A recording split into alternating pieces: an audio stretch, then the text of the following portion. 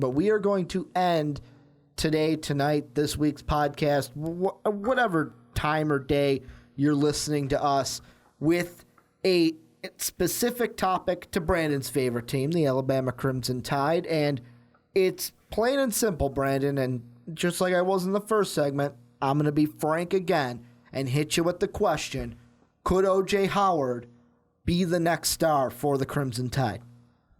Yeah, absolutely could. Just no one knows it yet. I mean, it's funny because Lane Kiffin, he joked and he said after Howard went off against Clemson for like 205 yards in that national championship game, Kiffin said, yeah, we were just saving him till this game, making sure he was fresh. I mean, the coaches literally forgot about him. They just didn't know he was there. And Nick Saban even came out and said it was bad coaching on his end for not utilizing him. You know, sometimes one of those diamond in the rough guys, but you've got a strong team and you don't even know it. So I think that Howard really can be something special. I praise the guy for not going to the NFL draft, coming back and playing in his senior season, upcoming this year. And right now it looks like it's going to be a really good thing because Todd McShay, it is way, way, way too early bullshit. That's a primetime podcast at NBC, all the stupid-ass drafts we do. I love them all, but I don't really. But I have to say that's what they pay me for, is that he right now is number 16 on that way too early draft board. That's really good. You're reading my mind because as you were saying that, I was typing in our login to the Insider so that I could see the draft. And he's going in the team that he'd be going to in the way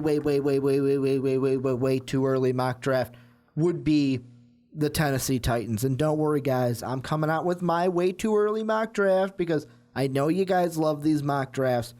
Not going to leave you hanging there like Brandon would, but I mean, he could be an interesting, and I'm going to go more to the side of with that draft, he could be an interesting prospect once we get to the draft, because if he has a good season at Alabama, there's a few teams that could use a tight end, and I'm going to say something here, and it's way too early to say this, but Brandon, I'm going to say it anyways. The one position we talked about on Behind the Pen last week, because Mr. Rankin brought it up, was the Bears could need some help at the tight end position this year or following this year.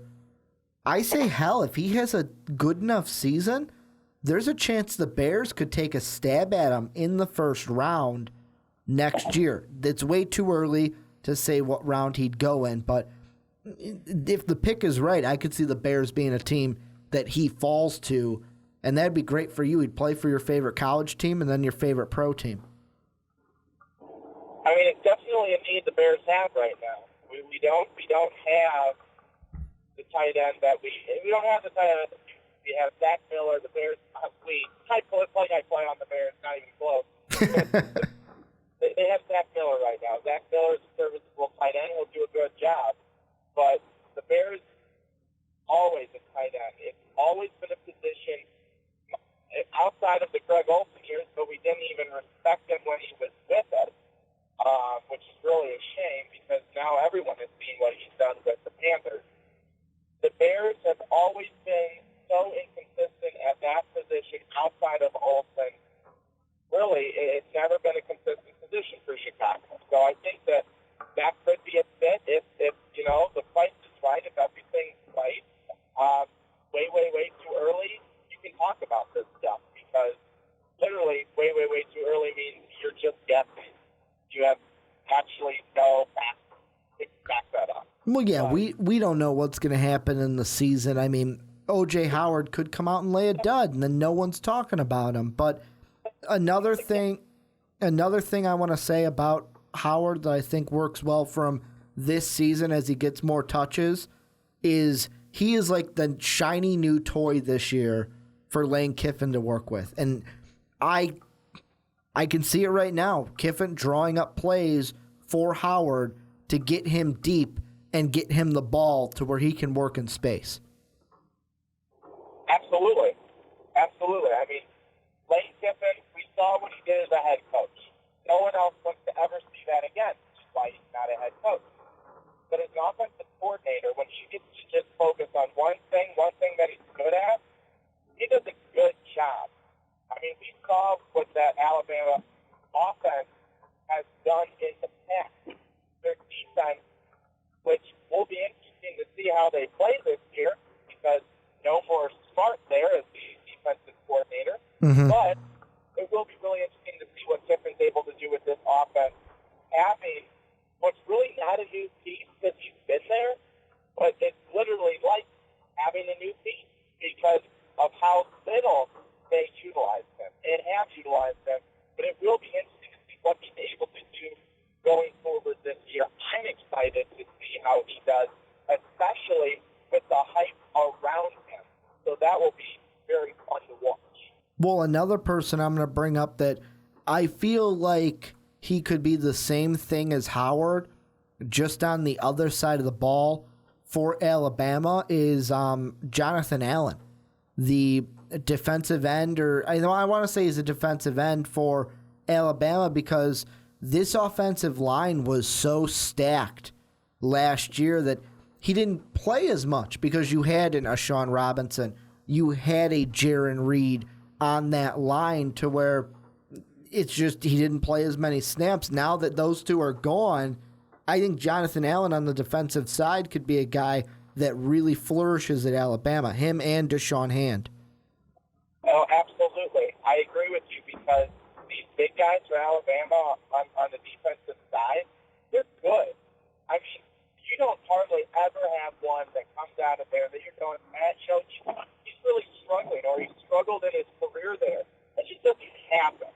Those guys are really good, they're really big, and they're really physical, and that's what makes them so good. But I think that's going to do it here for the Primetime Podcast. Brandon, we got through it. You on the phone, driving home.